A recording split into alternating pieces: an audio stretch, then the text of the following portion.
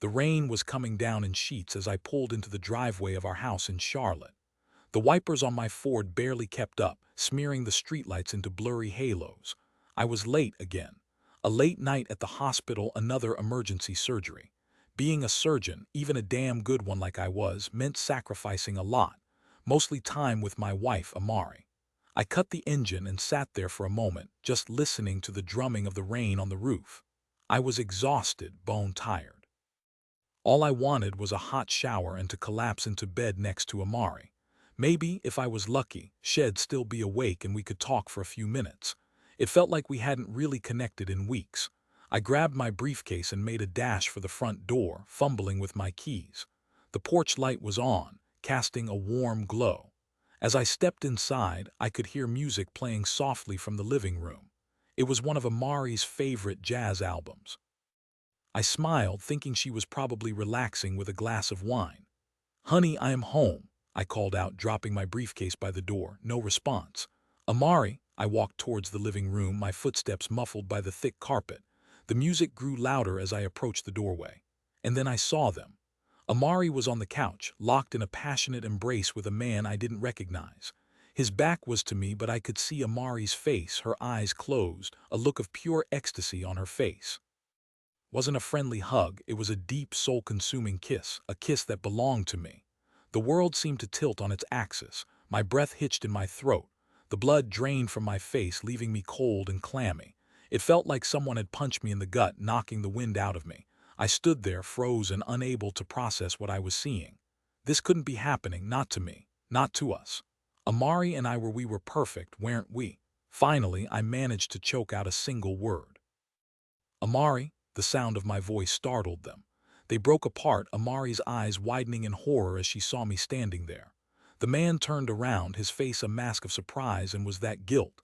"Caspian, I can explain," Amari stammered, scrambling to her feet. "Explain what?" I said, my voice barely a whisper. "Explain why you're making out with some guy on our couch." The man, who looked to be in his early 30s, stepped forward. He was tall, with dark hair and piercing blue eyes. He had a confident, almost arrogant air about him. "Look, this isn't what it looks like," he said, his voice smooth and practiced. "Oh, really? Because it looks exactly like my wife is cheating on me," I retorted, my voice rising.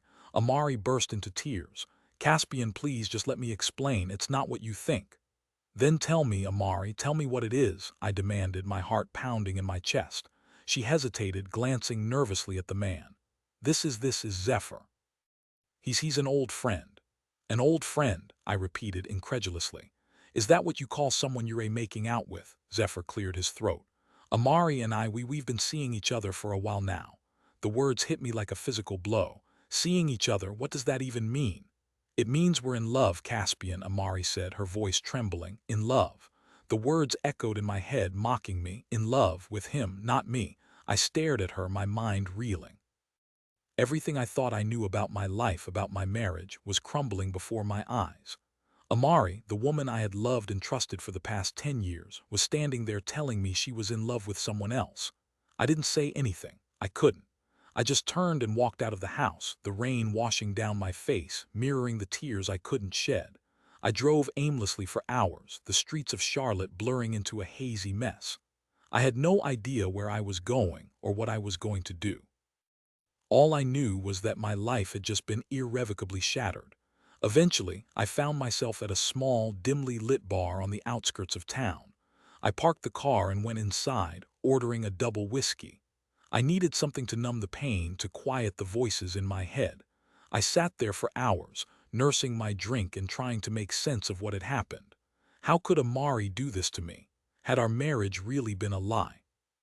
Had I been so blind, so caught up in my own world that I hadn't seen this coming?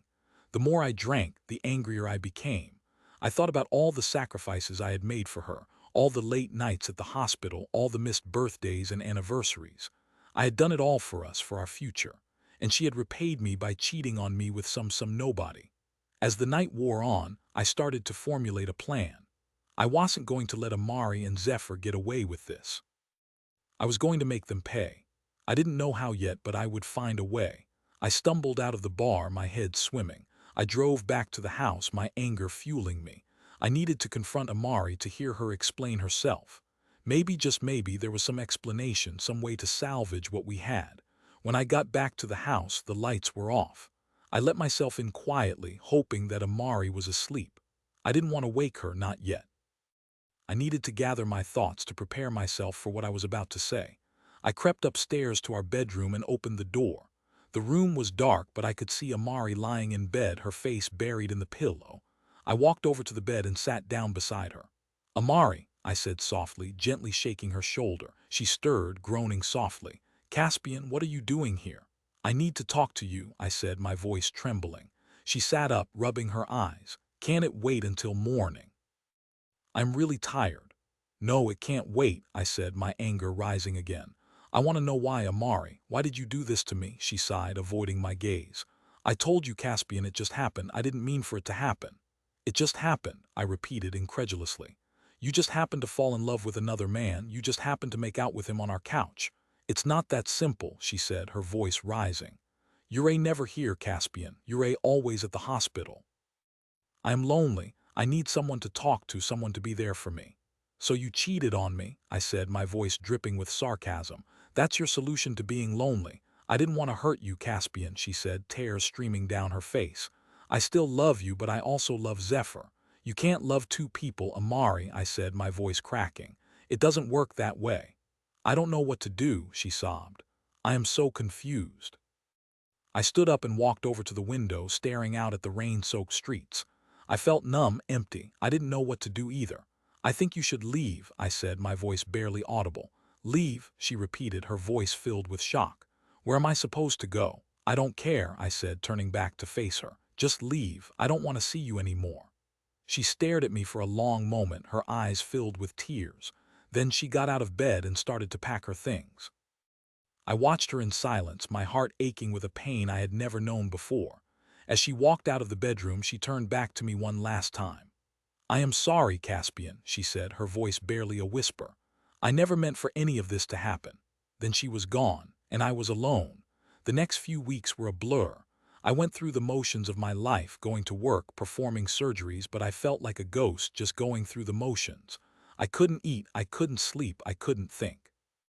All I could think about was Amari and Zephyr together, happy, while I was miserable and alone.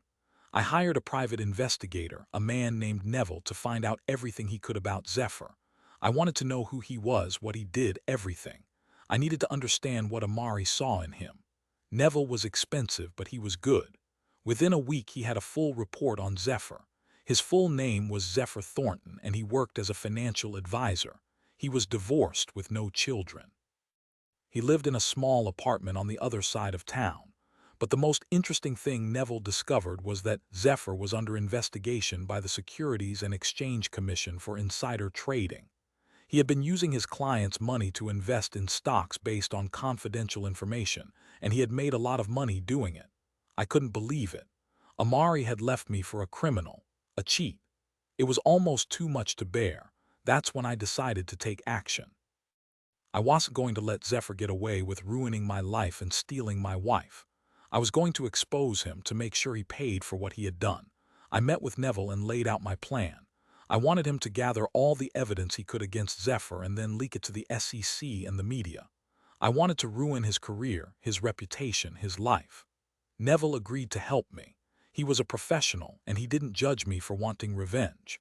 He just did his job, and he did it well. Within a few weeks, the story of Zephyr Thornton's insider trading scheme was all over the news. The SEC launched a formal investigation, and Zephyr was suspended from his job. His reputation was in tatters. I watched it all unfold with a grim satisfaction.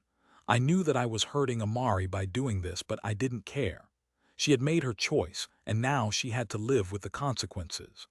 One evening, a few weeks after the story broke, I got a call from Amari. I hesitated before answering, but curiosity got the better of me. "Caspian," she said, her voice trembling, "I need to see you."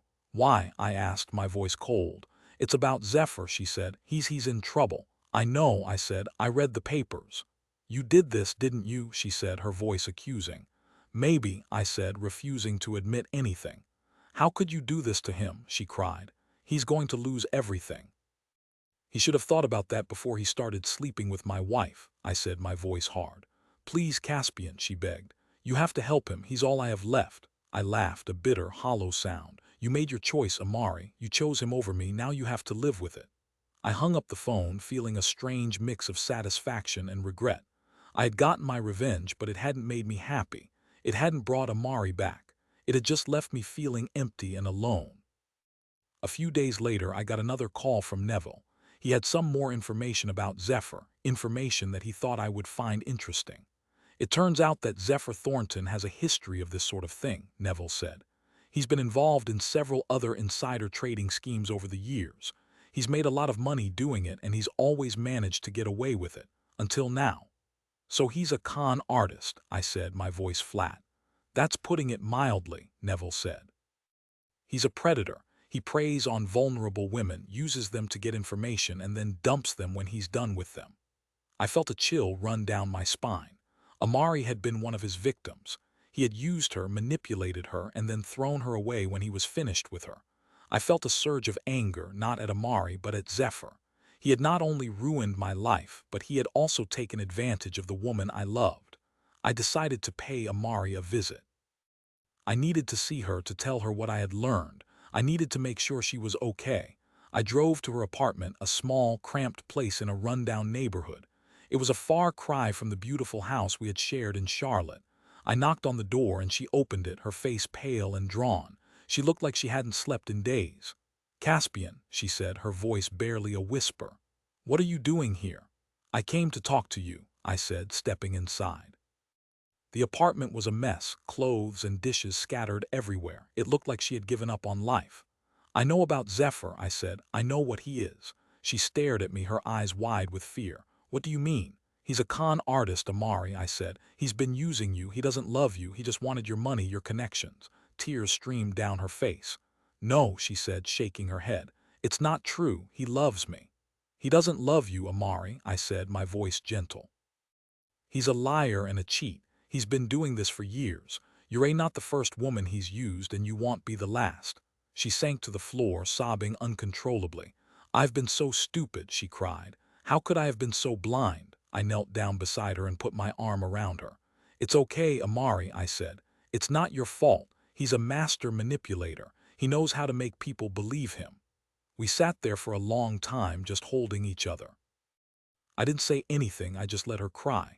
I knew that she needed to grieve, to come to terms with what had happened. Finally, she looked up at me, her eyes red and swollen. What am I going to do, Caspian? She said. I've lost everything. I've lost you, I've lost my home, I've lost my reputation, I have nothing left. You have yourself, Amari, I said, and that's more than enough. You're strong, you're smart, and you're capable of anything you set your mind to. You can rebuild your life, Amari. I know you can. She smiled, a weak, watery smile. Thank you, Caspian, she said, for everything. I stood up and helped her to her feet. I have to go, I said, but I want you to know that I'll always be here for you if you need me. I walked out of the apartment, feeling a sense of peace I hadn't felt in months. I had gotten my revenge, but I had also found a way to forgive, and that was more important than anything else. I never got back together with Amari, but we remained friends. She eventually rebuilt her life, finding a new job and a new sense of purpose. And I found my own happiness, too, in my work and in my relationships with my friends and family. The experience had changed me, hardened me in some ways, but it had also taught me a valuable lesson. That forgiveness is always possible, and that even the most devastating betrayals can lead to new beginnings.